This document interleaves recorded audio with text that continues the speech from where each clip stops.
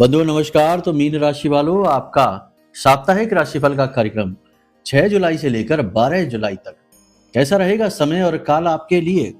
इस समय पर शनि की पूर्ण 7.5 से आप गुजर रहे हैं, लेकिन भयभीत होने की आवश्यकता नहीं है। ये कोई बुरा समय नहीं है।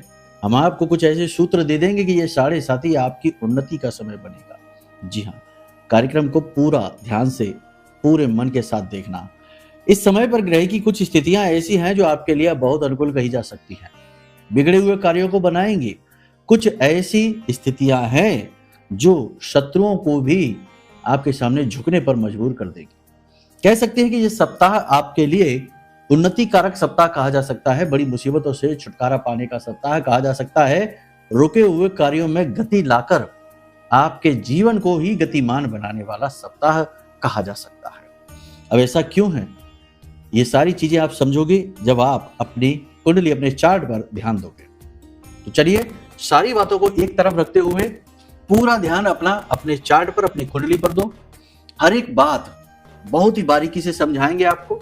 जो आकलन हम करके लाए हैं वह आपके जीवन में बिल्कुल सटीक बैठने वाला है।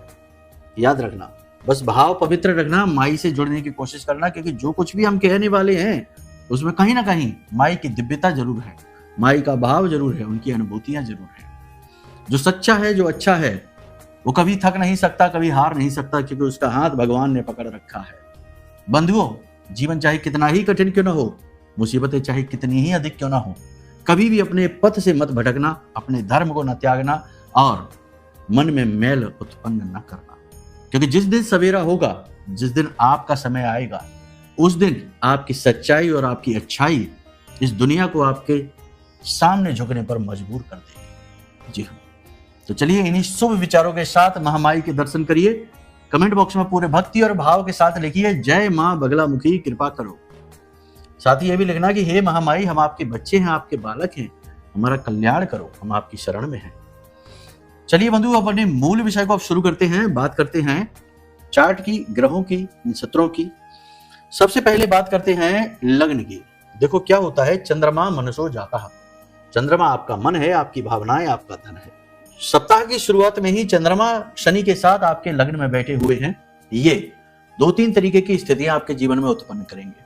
पहला, आप अपने जीवन में की गई पुरानी गलतियों को याद कर सकते हो, दुखी हो सकते हो। दूसरा, किसी ने आपके साथ छल कपट किया, आपको धोखा दिया, आपको छला, आपके खिलाफ षड्यंत्र किया और आप उससे बहुत प्रेम करते थे या उससे ऐसी उम्मीद थी नहीं, तो उसके विषय में सोचकर आप दुखी हो सकते हो।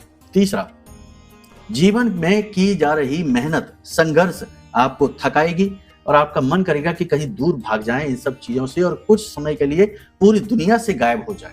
मोबाइल फोन सब पड़ा छोड़ दे, सब कुछ छोड़ दे और कहीं एकदम गायब हो जाए। तो समय पूरी दुनिया से कटकर शांति सुकून से जिए। ऐसा भाव यानी वैराग्य, विरक्ति का भाव उत्पन्न होगा, उदासीनता का भाव उत्पन्न होगा, थोड़ी बहुत कुंठा जागेगी और थोड़ी बहुत ग्लानि भी रहेगी। ऐसा इसलिए होगा क्योंकि शनि और चंद्रमा का मेल जो होता है, इसे ज्योतिष में विष योग कहा जाता है, लेकिन गोचर में यह योग विष योग नहीं कहलाता।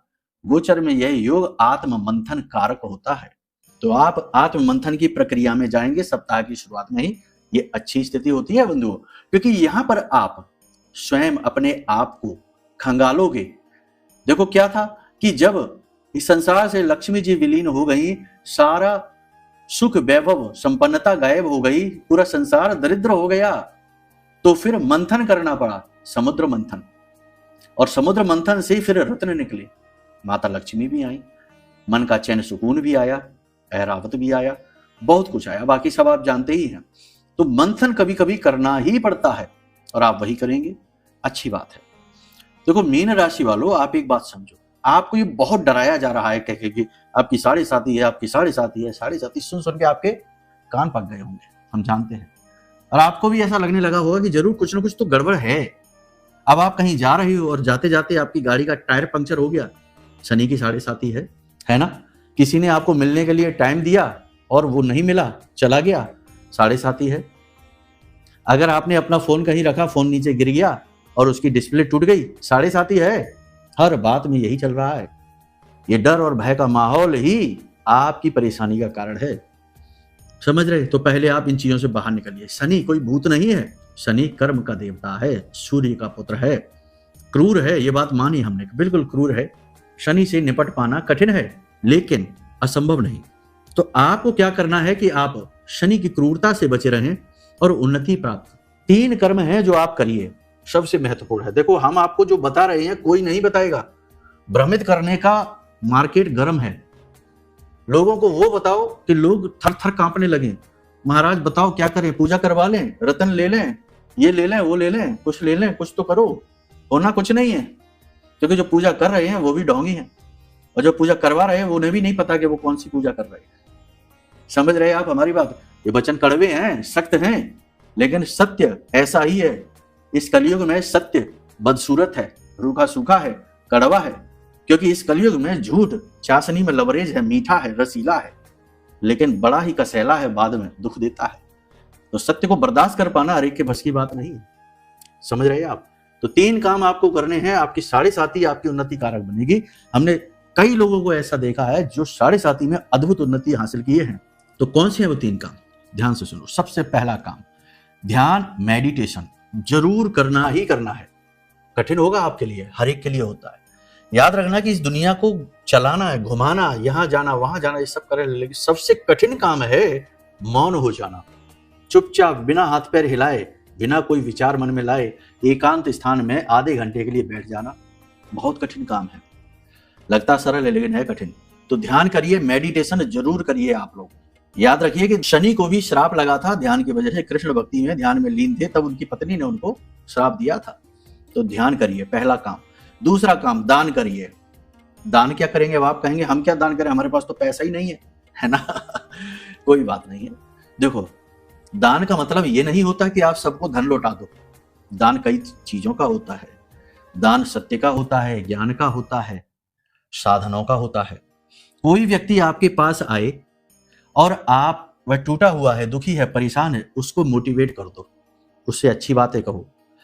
किसी के अंदर कोई नहीं है, वो बातें भी उसे बता दो, उसका हौसला बढ़ा दो, ये भी एक दान है ना? उम्मीदें जगा देना भी एक दान है, सत्य बोलना भी एक दान है, मेहनत से, ईमानदारी से अपना काम करो, ये भी एक दान है ना? क्योंकि ये सत्य का मार्ग है। बाकी अगर आपकी सामर्थ्य है तो आप 5 रुपए, 10 रुपए, 50 रुपए, 100 रुपए, जैसा आपको अच्छा लगे, मंदिर के दान पात्र में चुपचाप डाल के आओ। कुतर्क नहीं करना, क्योंकि कुतर्कियों ने आज के समय में धर्म को मजाक बना दिया है, जोक का पार्ट बना दिया है। समझते कुछ है नहीं, बस टाइम पास करना है, जोक्स करना है। देखो, ये बात लंबी खिंच रही है, वीडियो लंबा हो सकता है, लेकिन इस तरह आपको कोई समझाने वाला नहीं है। समझ रहे हैं? सत्य को बर्दाश्त कर पाना भी कठिन है, तो बहुत सारे लोगों को तो यहीं से अजीब लगने लगा होगा कि ये क्या कह रहे हैं महाराज जी। लेकिन आप समझो हमारी बात, हमारा काम धर्म का प्रसार है, सत्य का प्रसार है। हम महामाई के बालक हैं, माँ बगलामुखी हमारी माँ है, तो हम गलत को सहारा नहीं देते, गलत बात नहीं कहते। ठीक है? तीसरा और सबसे महत्वपूर्ण काम, धैर्य रखिए। धैर्य, इंग्लिश में कहा जाता है patience is the key to success. तो धैर्य ही रखेंगे तब ही आप विचारशील बनेंगे, गंभीर बनेंगे, विषय को समझेंगे और महत्वपूर्ण फैसले लेंगे। तो शनि कहता है कि ये 3 गुण उत्पन्न कर लो और आप हमारी दृष्टि से दूर हो गए। अब आप करो जो करना है। लेकिन अगर ये 3 गुण नहीं है तो सीधी सी बात है कि जब ये 3 गुण नहीं है तो दुर्गुण है, और दुर्गुण है तो शनि की दृष्टि में हो, और उसकी दृष्टि तो बकरी है, तो वो तो आगे बढ़ने ही नहीं देगा, दुख देगा, कष्ट देगा। ठीक है? बात समझ में आई हो तो कमेंट में जय माँ बगलामुखी लिखना, क्योंकि उन्हीं की कृपा से आपको ये बातें मिली हैं। हम कुछ भी नहीं, हम तो कीड़े मकोड़े हैं, माध्यम मात्र हैं। ठीक है? चलिए, अब मूल विषय है, यहाँ पर ध्यान से सुनिए कि सारे ग्रहों को समझा देते हैं। मंगल आपके तृतीय भाव में बैठा है। तृतीय भाव में बैठा मंगल आपको यात्रा करा देगा, भाइयों के साथ टकराव करा देगा, झगड़ा करा देगा, पैसा फिजूल खर्ची करा देगा। थोड़ा पैसे को होल्ड करके रखो, आने वाले टाइम में आपको खर्चा करना है, फिजूल खर्ची नहीं करना है, पैसा सोच समझ के खर्च करना। यात्रा, ट्रैवलिंग फिजूल में नहीं करनी है, जहां जरूरी है वहां जाना है, बिना मतलब में नहीं घूमना है। अगर आपको मन ही करता है तो किसी तीर्थ यात्रा पर जाइए, आप वहां आप जा सकते हो। बाकी आप काम से जुड़ी यात्रा पर जा सकते हो। काम से जुड़ी यात्रा आपकी सफल हो जाए इसकी संभावना कम है। यात्रा आपको करनी ही पड़ेगी इस सप्ताह, और खास तौर से इस यात्रा आपकी होगी 10 तारीख और 11 तारीख के आसपास। सूर्य और बुध आपके चतुर्थ में बैठे हैं। चतुर्थ में बैठे सूर्य और बुध आपके कार्यस्थल पर दृष्टि डाल रहे हैं, और कार्यस्थल पर दृष्टि डालना मतलब कि नौकरी में उन्नति होना, पॉजिटिविटी आना, उच्च अधिकारियों को सपोर्ट मिलना, समर्थन मिलना, आपकी सच्चाई और आपकी अच्छाई की तारीफ होना। ठीक है, तो अच्छी ही बात है। नौकरी के अवसर नहीं मिलेंगे। जिनको नौकरी जो इंटरव्यू दिया है, इंतजार कर रहे हैं कि हाँ में जवाब आएगा, तो उनके लिए टेंशन वाली बात है। जवाब हाँ में आए इसकी संभावना कम है, क्योंकि बुध वक्री है। इसी के साथ साथ सबसे महत्वपूर्ण बात यह है कि आप जो नौकरी कर रहे हैं उनके लिए स्थिति फिर भी ठीक है। ठीक है, अब बात करते हैं गुरु की। गुरु आपके त्रिकोणी में बैठे हैं, पंचम में बैठे हैं, लेकिन गुरु दिया है, जहां बैठता है वहां अंधकार है, जहां दृष्टि है वहां पर उन्नति है।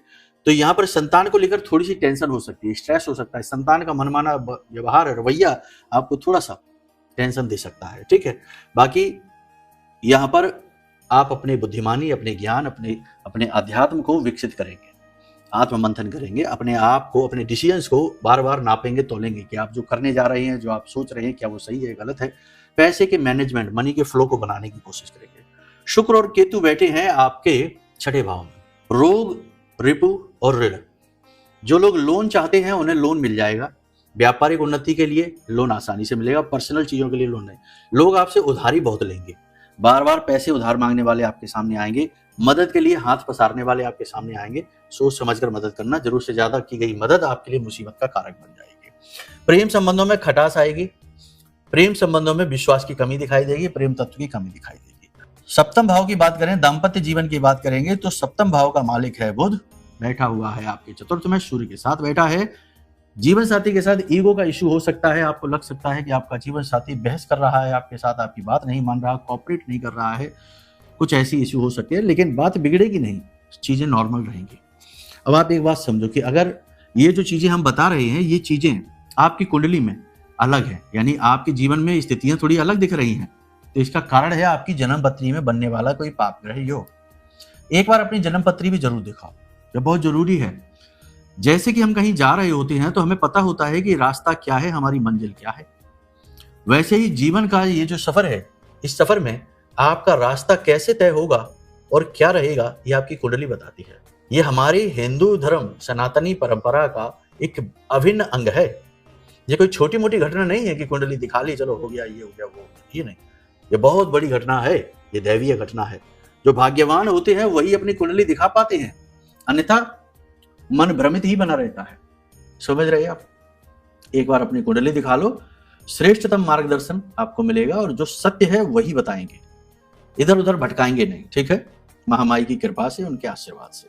अब एक बात आपको और बता दें कि ये जो जुलाई का महीना है, इस महीने में 15 तारीख से गुप्त नवरात्रि प्रारंभ हो रही है, शैव नवरात्रि होती है। ये तंत्र मंत्र नकारात्मकताओं से, जीवन के दुख तकलीफों से मुक्त होने के लिए श्रेष्ठतम नवरात्रि कही जाती है। ये गुप्त इसीलिए है क्योंकि इसमें जीवन के गुप्त मार्ग जो होते हैं ना, छिपे हुए मार्ग, वो खुल जाते हैं, शक्ति का जागरण होता है। ये शैव नवरात्रि कही जाती है। तो इस नवरात्रि में हम महाअनुष्ठान का आयोजन करते हैं। हम तो करते ही हैं, हमारा तो ये कर्म है, धर्म है, लेकिन हम लोगों को भी इसमें शामिल करते हैं। तो यदि आप पहली बार हमारे कार्यक्रम देख रहे हैं तो आप पहली बार ये बात सुन रहे होंगे, लेकिन आप अधिक जानकारी भी ले सकते हैं। वीडियो में नंबर है, फोन कर सकते हैं। तो इसमें जब आप भाग लेंगे, थोड़ी दक्षिणा ली जाएगी, स्वाभाविक सी बात है, क्योंकि अनुष्ठान करना कोई छोटी बात नहीं, बहुत खर्चीला काम भी होता है। तो आपको नियम, विधि, विधान सब सिखाए जाएंगे, बताए जाएंगे, और पूरा तरीका सब नियम संस्कार से ही होगा। ठीक है, तो आप भाग भी ले सकते हैं उसमें। उपाय की बात कर लेते हैं कार्यक्रम के अंत में, समापन के साथ साथ। उपाय आपके लिए इस समय रहेगा सबसे अच्छा कि आप एक दिन करिए, किसी भी एक दिन, चाहे आप सोमवार को कर सकते हैं, चाहे आप बुधवार को कर सकते हैं, चाहे आप शुक्रवार या शनिवार को भी कर सकते हैं। करना क्या है, आपको काले कपड़े में जौ लेने हैं, एक लोहे की कील लेनी है, थोड़ा सा सरसों का तेल। जौ आपको कैसे लेने हैं, काले और सफेद दोनों। ठीक है, और आपको पोटली बनानी है और अपने सिर से एंटी क्लॉकवाइज 7 बार घुमानी है और बहते हुए जल में प्रवाहित कर दो। नहीं है बहता हुआ जल तो किसी वीरान स्थान में 1.5 फीट गड्ढा खोद के और उसमें दबा दो मिट्टी में। इन दोनों में से कोई एक काम कर लो। जो हम कह रहे थे ना कि 7.5 का भय समाप्त हो जाएगा, उद्धार हो जाएगा, वो काम यहीं से शुरू हो जाएगा। ठीक है, करके देखो, फिर बताना। तब तक के लिए कार्यक्रम से विदा चाहेंगे, अगले कार्यक्रम में मिलेंगे। प्रेम से बोलिए जय माई की, जय मां बगलामुखी। जय माई की। बंधुओं, ज्योतिष और तंत्र विद्या के क्षेत्र में आचार्य अमित एक जाना माना नाम है। पूज्य गुरुदेव के साधनाओं और ज्योतिष विद्या के अनुभव बेहद दिव्य है। जी हाँ, पूज्य गुरुदेव ने जिसकी भी कुंडली का विश्लेषण किया और कुंडली के अनुसार उसे सटीक उपाय व महामाई माँ बगलामुखी की विशेष कृपा दी, उसके जीवन में सकारात्मक बदलाव तो आ ही है। फिर चाहे समस्या कितनी ही कठिन क्यों ना हो, समाधान तो अवश्य हुआ है। अब ऐसे में यदि आप भी अपने जीवन की किसी बड़ी समस्या से जूझ रहे हैं, जैसे कि कर्जा बढ़ता ही जा रहा है, काम धंधा और व्यापार सब रुक चुका है, रिश्ते नातों में तनाव हद से ज्यादा बढ़ गया है, पूरा जीवन ही नकारात्मकताओं से भर गया है, तो ऐसे में यही सही समय है जब आप श्रेष्ठ गुरु से मार्गदर्शन प्राप्त करें और जीवन के अंधकार को समाप्त कर दिव्य प्रकाश की ओर कदम बढ़ाएं। वीडियो में दिए गए नंबरों पर तुरंत संपर्क करिए और अपनी कुंडली का विश्लेषण व समाधान पूज्य गुरुदेव के द्वारा करवा लीजिए। देर ना करें, आपके देवी देवताओं के आशीर्वाद से ये मौका खुद चलकर आपके पास आया है, इसे गंवाना नहीं है। अभी फोन करें और गुरुदेव से मार्गदर्शन प्राप्त करें। महामाई आपका कल्याण करें। धन्यवाद।